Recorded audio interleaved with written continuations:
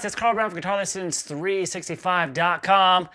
Classic one from TOTO today. We're learning how to do Rosanna. Rosanna. So this one, I'm doing the single edit of this. So that kind of outro jam section that they do, I was actually just polishing this up this morning, and then I was like, listened to the official video, and I was like, oh my God, I forgot the whole outro section. And I just don't have time to get to it.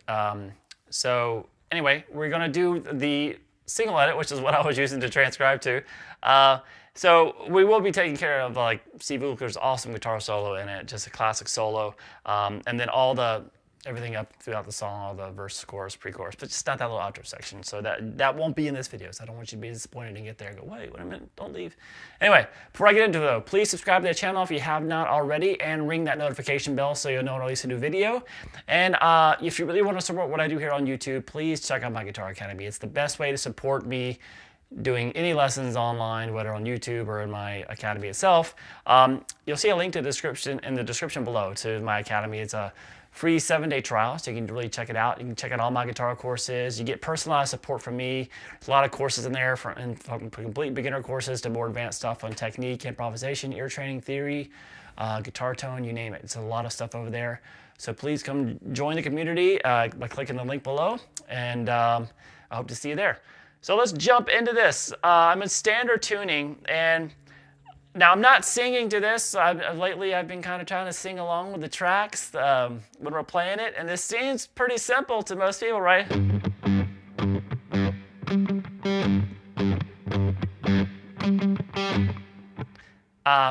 It's hard to sing over though. So I'm not a very good singer, period, much less don't have a lot of skills singing while playing, much less to something like this. So Steve Lukather's actually singing here too for this verse, and playing that rhythm. So it would take me a little bit of practice to get it up there. It's a practice I did not do. So anyway, that's why you're not hearing me try to sing along with these parts. Yeah, I can't do it. It's not an expertise of mine. So anyway, so let's start here with this verse, which we have this kind of halftime shuffle feel, right? So we just have this.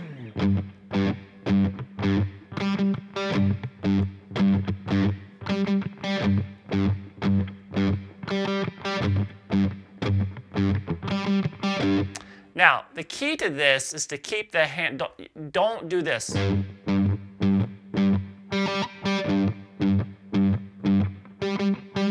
That's not how you want to do it. You want to keep that hand moving. So watch Steve Lukather play. You know, it's very relaxed and just kind of down up motion that he keeps going. So when you continue to do that, you don't lose that feel, that groove, he kind of stays in the pocket with it, right? So when you keep that motion going, and then you boom, boom, boom, boom, ba ba ba boom, boom, boom. It's going to make the time that you actually hit the string going to be different. One time there's going to be a downstroke, and then the next hit it's going to be an upstroke, and then downstroke, then upstroke. So if you watch this kind of slowly, I'm sorry, I kind of missed the strings a little bit there because I'm trying to exaggerate the movement. You don't want to actually move this far, so I'm trying to let you see the movement. So obviously that's not how you want to play it. You want to keep it smaller. So just like that. So you can see that. So I'm kind of missing the strings twice between each hit.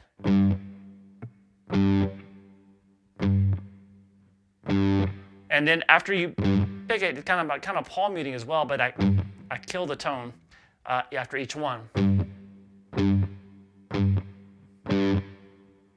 And so we do that with kind of the first 4 hits of it. So it's very important to get that kind of nice kind of feel going. So then we do this. We're going to do a down, up, then a miss the downstroke, and then hit the upstroke. So it's kind of keeping the same tempo though.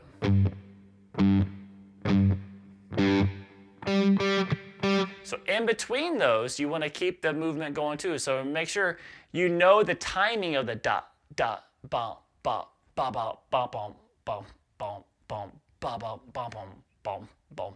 You can kind of just hum that, right? Or clap it or whatever. And you do that within this constant down-up motion that you're doing in the hand, but you're obviously, most of those hits, you're going to be missing the string. That's the key to really having good rhythm skills, by the way, is you keep that momentum going in the picking hand. It's something I talk a lot about in my beginner courses, and where you really kind of keep that.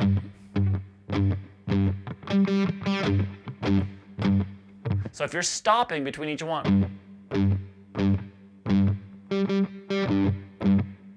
it's going to sound real stale, and you're not really feeling the rhythm how it's supposed to be felt. So we just do that and kind of repeat it.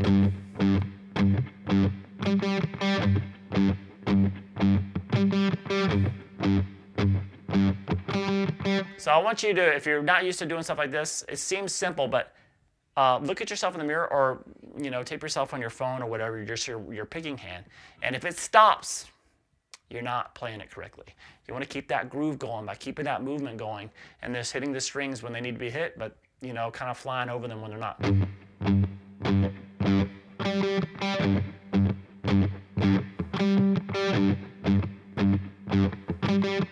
All right, so after you've done that a few times, it goes to this.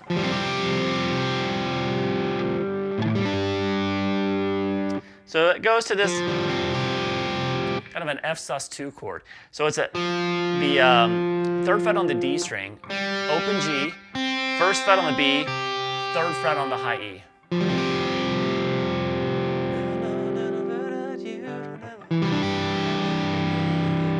Then it's kind of more of like a minor 7 chord, E minor 7. So you can just play the top 3 strings. I've seen him do sometimes live, or sometimes he'll add this E in here. The 2nd fret on the D string, open G, 3rd fret on the B, 3rd fret on the high E, or just the top strings, because there's so much instrumentation he's playing with too, like keys, and he doesn't really need to play the full chord. So it's good to kind of play that E in there. Then we go back to that little groove.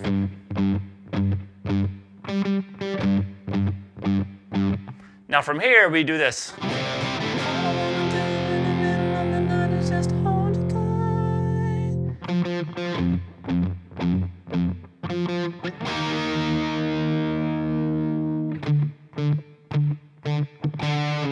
All right, so that right there is kind of jumping out of that little groove. Sorry.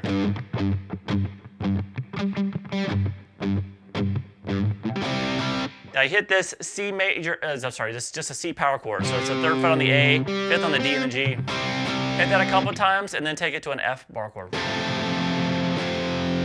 You can hit most of the power chord there, but you can do the full F major chord by adding that 2nd fret on the G string. And then from there, it starts kind of in the middle of that. So it kind of starts doing that riff again, but kind of with this the top little part of it, and then it repeats it. So it just kind of starts coming in as you're holding that chord,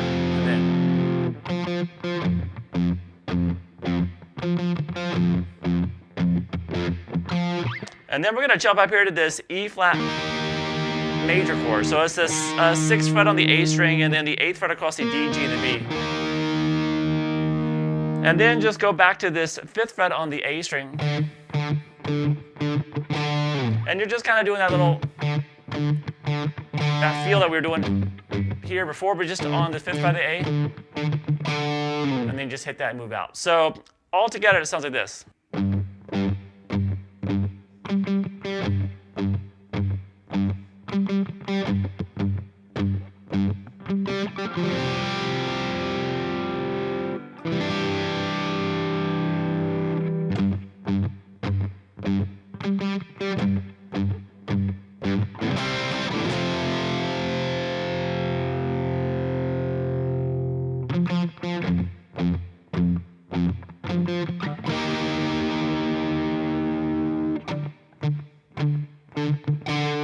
All right, so that's kind of like the verse and the pre-chorus, really. I don't know. This next section could be called the chorus. It's kind of hard to determine what's really a chorus. that could be the end of the verse, and this could be considered a pre-chorus, but this is kind of a clean section. It's mostly played, I think, on synths and piano.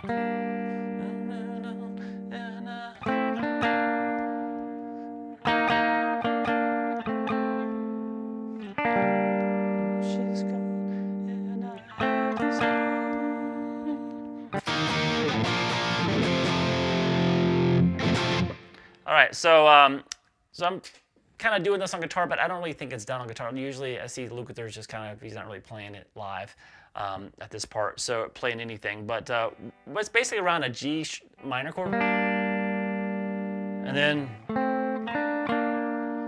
we're just going to go up to this A minor. So you can play this, just this first chord, just the 5th fret on the D string, and then borrowing the 3rd fret across the B and the G string. And then it sounds better with the recording, I think. You just kind of take it from there. Just not on the 2 middle strings. So the 7th fret on the D string and the 5th fret on the G. And then up to 8 on the D, 7 on the G. So this.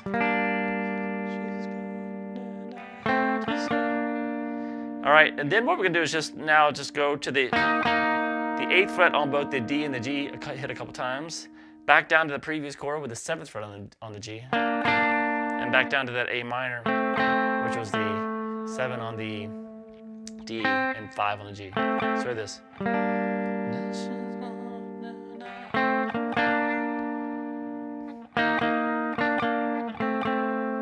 And then you kind of repeat. I go back down to this G minor chord and kind of do kind of a backward rake across it, and then just go through the same thing. So up to the top chord, and then from there, we're gonna go to some distortion. The E flat power chord here, up the 7th fret of the A, the 8th fret of the D, and the G. Then B flat, same thing down to the 1st fret, and then that F chord. So all together for that section.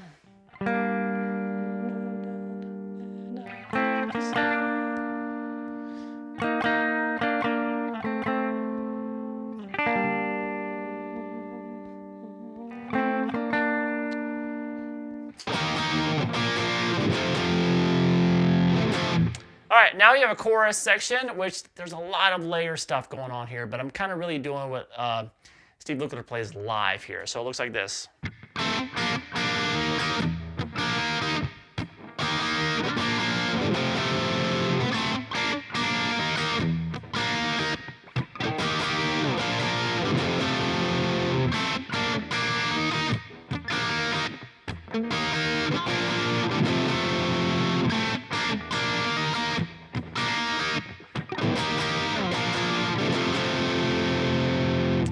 All right, so that's kind of the 2nd fret on the G, 1st fret on the B, and then up to the 3rd fret on the G and the B. Meet you all the way. So meet you, and then here he hits this chord again, and then moves up to the 4th fret there on the B while keeping the 3rd fret on the G. So. And then we go back to the 3rd fret there on the B and the G, and slide back up to that 4th fret while keeping the 3rd fret slide back to the 4th fret on the B while keeping the 3rd fret on the G there, and then hit it again. So with this.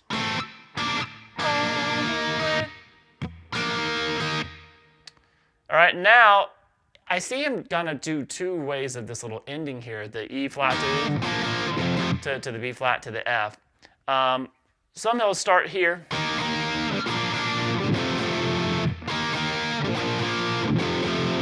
Which is just kind of here, the 1st fret on the D, 3rd fret on the G, and 4th fret on the B.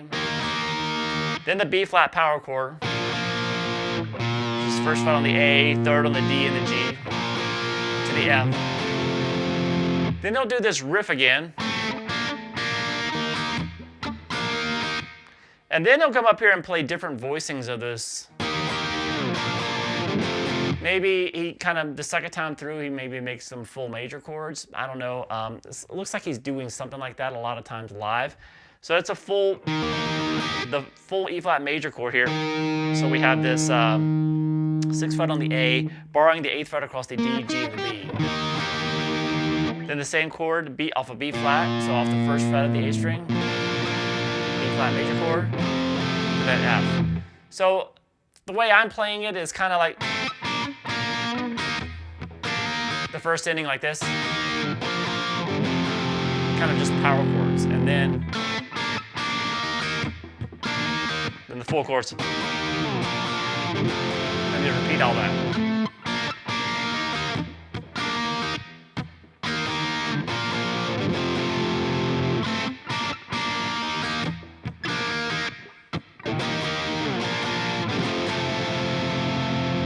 All right, so then it goes back to the verse, which I love how it just goes up a whole step just to start. It's just kind of, it's a lot of times when you do in the verse section of a song, it's kind of like the lower part of the song or whatever, which it is here, but they kind of, so it's kind of dynamically lower here, but they bring it up a whole step, so it has this nice kind of floating, brighter quality about it. So, and then,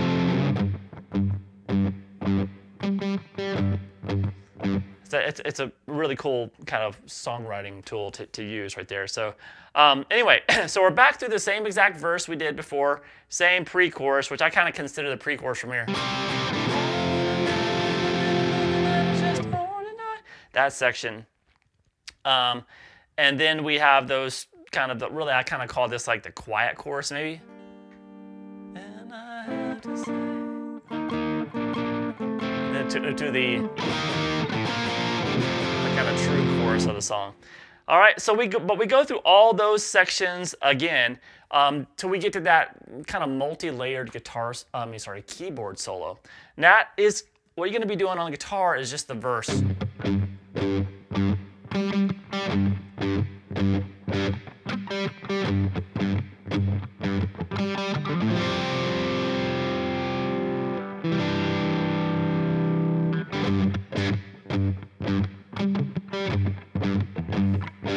And then when we get to this, that's when the guitar solo will come in. So the guitar solo happens over that kind of pre-chorus type thing here.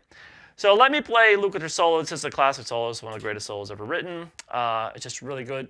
Not very long, but just so melodic and just got so many great stuff in it to check out. So let me play through it for you real quick, and then I'll show you how to play it note for note. Here we go.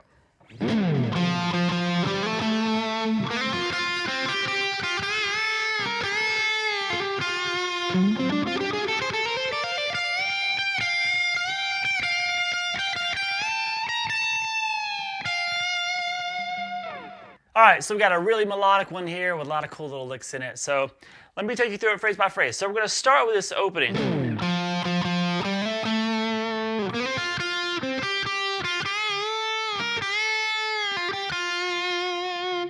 So we're going to start here at the 3rd fret on the D string, then hit it a couple more times. Then we're going to play 5 on the D, slide up to 7, and then pick that again with some nice vibrato. From there we have this. You're going to slide into the 5th fret on the G string, and then play the 6th fret on the B string twice. Then 5 on the G again, and then 8 on the B string twice.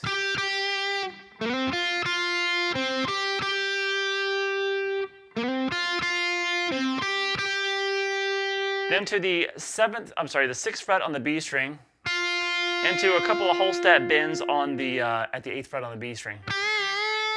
So I did a bend, release, and bent it back up.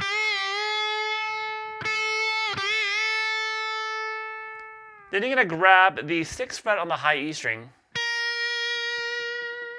and then back to those bends at the 8th fret, another bend, release, pull off to the 6th fret, and then play 8-6 again.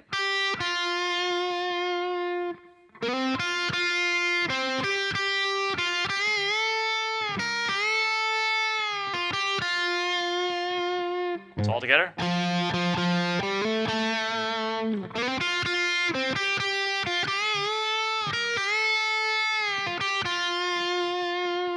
All right, now from there we have this lick.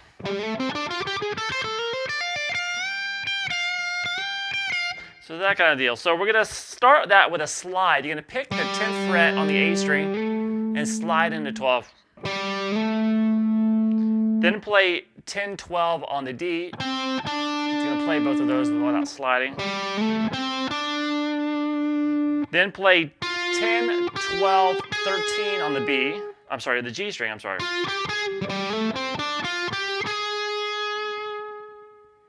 And then play 10 on the B and then 13 on the B. So we have this. All right, so what I'm doing is I'm picking all the notes up to that 13. So I'm picking the first note of the slide and then obviously slide up. And then I'm picking all the notes till I get to that 13. So after you play that 10, 13, I'm then going to pull off to 10, hammer 11, and hammer 13. So wait this.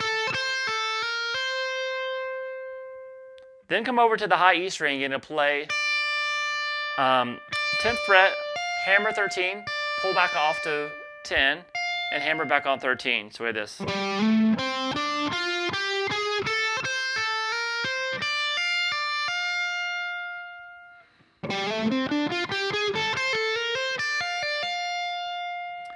From there, you're going to start doing this.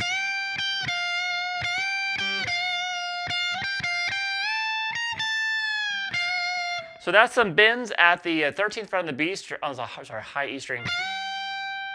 Pick it at the top of the bend again, and then release and play this without the bend. Do that again. Let's play this. Then you're going to pick that 13 one more time, shift up to 15, then play 13 again with your index finger, and then 15 again. So.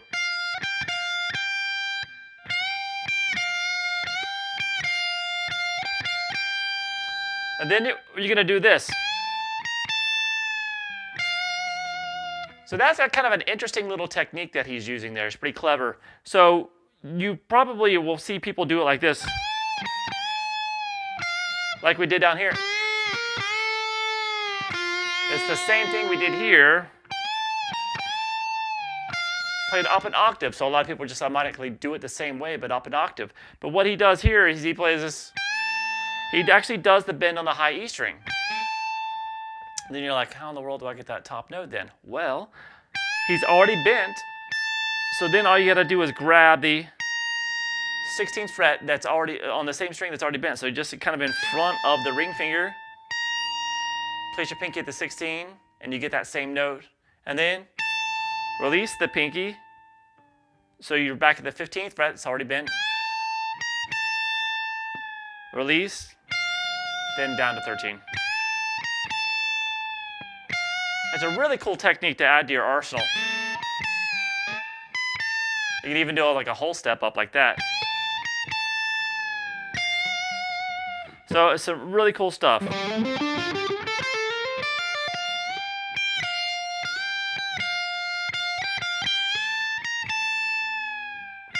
Down to that 13. So it's like a short solo, but it's, first of all, it got some killer licks in it, that kind of lick leading up to that bend. And then there's some interesting bending techniques as well. And it's just, you know, perfectly melodic. So it's just a well done solo. You can't really go wrong with it. So you learn a lot just from learning solos like that. How to do your own, basically. All right, so now from there, we just go back into the same chorus sections that we had. Kind of that quiet chorus section and then the big chorus that we did earlier.